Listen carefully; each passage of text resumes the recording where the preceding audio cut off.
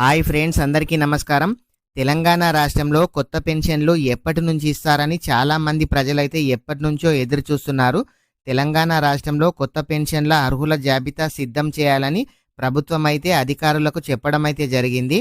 తెలంగాణ రాష్ట్రంలో కొత్త పెన్షన్ల మంజూరుకైతే ప్రభుత్వం ప్రతి జిల్లా అర్హుల జాబితా రెడీ చేయాలని కలెక్టర్లకు కూడా చెప్పడం అయితే జరిగింది. దాదాపు 5,20,000 దరఖాస్తులు ఇప్పటి వరకే పెన్షన్ కోసం అప్లై చేసుకొని పెండింగ్లో ఉన్నాయని ప్రభుత్వ అధికారులైతే చెప్పడం అయితే జరిగింది.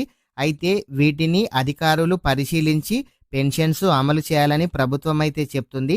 ప్రస్తుతానికైతే 43 లక్షల మందికి పెన్షన్స్ అయితే వస్తున్నాయి. దివ్యాంగులకు అంటే వికలాంగులకు 4,016 రూపాయలు వస్తున్నాయి ప్రస్తుతానికి.